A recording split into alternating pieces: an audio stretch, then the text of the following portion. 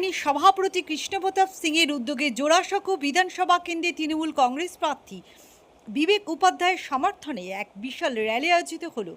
এদিনের কর্মসূচিতে সাধারণ মানুষের স্বতঃস্ফূর্ততা ছিল চোখে পড়ার মতো। রাস্তার দুপাশে উপচে পড়া ভিড় থেকে প্রার্থীর ওপর অনবরত পুষ্পবৃষ্টি করা হয়। অনেকে তাকে ফুলের মালা পরিয়েও উষ্ণ অভ্যর্থনা জানান।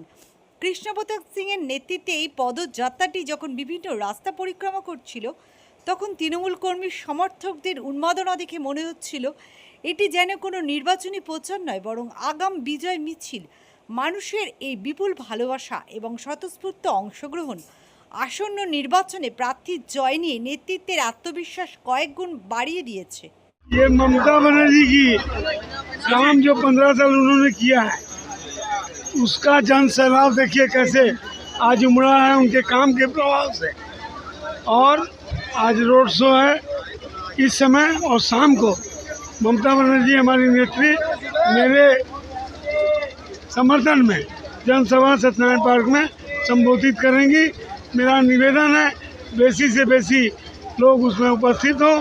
आपके मीडिया के प्रत्येक दर्शकों को मेरा हार्दिक शुभकामना। हम लोग आवेदन के लिए निवेदन के लिए जनता के दरबार में हाजिर हो रहे हैं। এটা তো স্বাভাবিক, নামেই বিজয় উপাধ্যায়, তো বিজয় মিছিল তো হবেই। আপনারাই দেখতে পাচ্ছেন আজকেই বিজয় মিছিল হয়ে গেছে, প্রায় আর 8 দিন থেকে 9 দিন আমাদের প্রচার বাকি আছে। তাহলে আর দেখুন কি কি হবে। এটা জোড়াসাঁকোরের মানুষ, এটা উত্তর কলকাতা 7 কেন্দ্রে থেকে আমরা লোক ডাকি না, এটা জোড়াসাঁকোরের মানুষ, যেটা সকাল 8টা থেকে এই গরমে পায়ে পা মিলিয়ে বিজয় উপাধ্যায়ের জন্য একবারই পুরো হেঁটে যাচ্ছেন। আর কেউ এখানে গাড়িতে বাইক র্যালি না, এটা পুরো হাঁটার র্যালি।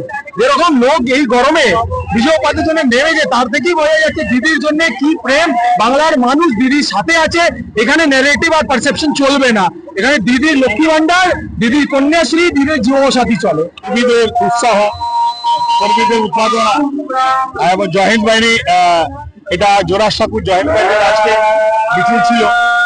পোস্তা থেকে বেরিয়েছে 22 নম্বর ওয়ার্ড, 23 নম্বর ওয়ার্ড, 25 নম্বর ওয়ার্ড, আপনার 43, 42, 41, 39, 38, 37 আমরা এখানে পৌঁছেছি। এবং আমরা ওখানে 9:30 শুরু করেছিলাম, এই মুহূর্তে এখানে পৌঁছেছি আমরা। সাধারণ মানুষের এত ভালোবাসা, এত প্রণাম, এত মালা মানুষ দিয়েছে। একটা কথা বুঝিয়ে দিয়েছে, রবিন হুড আ গিয়া। রবিন হুড হয় বিজয় উপাধ্যায়, সবকে নিয়ে কাজ করেগা, সবার জন্য কাজ করবে, সবার মঙ্গলে কামনা করি।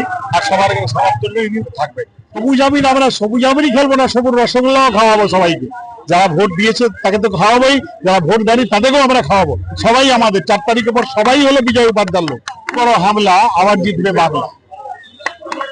সাধারণ মানুষ এখানে পিয়াল চৌধুরী আছে, একদম রবিন হুড, এই 37 রবিন হুড পিয়াল চৌধুরী, আর উত্তর কলকাতা রবিন হুড বিজয় উপাধ্যায়, জনসাধারণ রবিন হুড।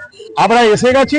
ওইসব কি করলো না করলো করা উচিত। যে সমস্ত বার বন্ধ, মাতালদের মদ খাওয়া বন্ধ হয়ে গেছে, ঝামেলা কমে গেছে।